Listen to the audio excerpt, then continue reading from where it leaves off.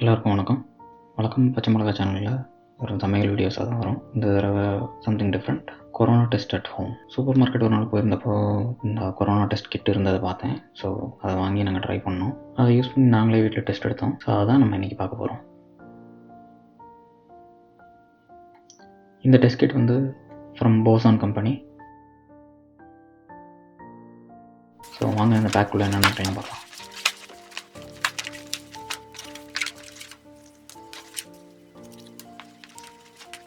some instructions, அப்புறம் ஒரு box என்னன்னு தெரியல, அப்புறம் ஸ்வாப், ஓகே,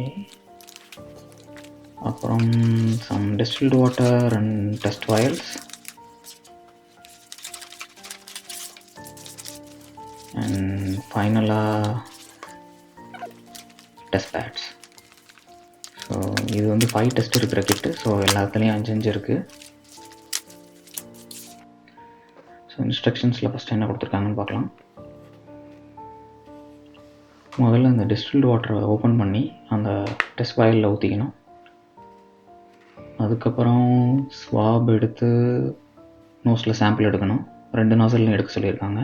ஸோ அதுக்கப்புறம் அந்த டெஸ்ட் ஸ்வாபை அந்த டிஸ்டில்டு வாட்டர் இருக்கிற வயலில் உள்ளே டிப் பண்ணி அதை டைல்யூட் பண்ணணும்.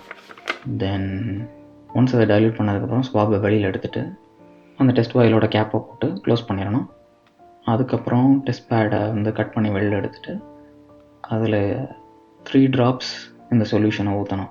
we can wait for 15 to 20 minutes, then ரிசல்ட்டை பார்த்துக்கலாம். ஸோ இப்போ சாம்பிள் எடுக்கிறேன். First right நாசலில்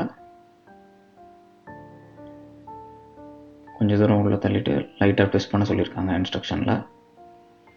so then again left நாசல்லையும் எடுக்கணும். சேம் ப்ரொசீஜர் தான். நாசலோட டாப்பை டச் பண்ணதுக்கப்புறம் லைட்டாக ட்விஸ்ட் பண்ணணும். ரொம்ப அழுத்திடக்கூடாது, பிளட் வந்துடும். ஸோ அவ்வளோதான், முடிஞ்சு. இப்போ இந்த டெஸ்ட் சாம்பிளை எடுத்து ஆல்ரெடி நான் இந்த வயலில் ஊற்றிட்டேன், டிஸ்டில்டு வாட்டரை. ஸோ அதில் வந்து ஸ்வாபை வந்து நல்லா டிப் பண்ணி டைல்யூட் பண்ணணும். ஸோ ஒன்ஸ் அது நல்லா டைல்யூட் ஆனதுக்கப்புறம் நீங்கள் ஸ்வாபை வெளில எடுத்து தனியாக வச்சிடலாம். ஸோ இப்போ அந்த கேப்பை க்ளோஸ் பண்ணிடலாம்.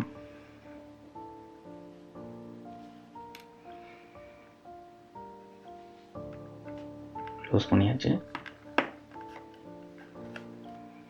இப்போ டெஸ்ட் பேடை கட் பண்ணி வெளியில் எடுத்துகிட்டு அதில் நம்ம இப்போ ரெடி பண்ணி வச்சுருக்க சாம்பிளை ஊற்ற வேண்டியதுதான். ஸோ மொத்தம் 3 ட்ராப் ஊற்றணும்.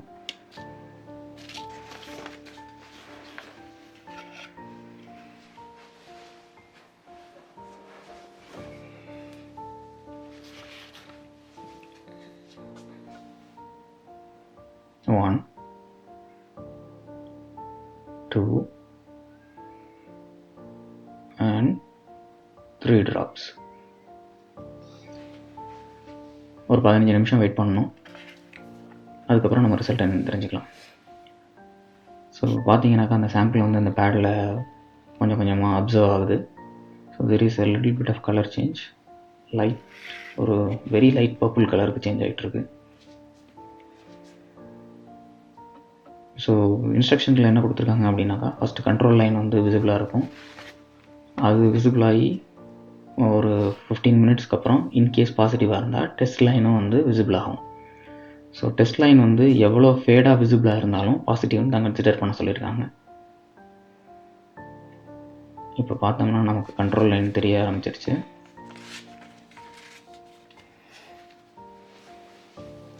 Okay, now we can clearly see the control line.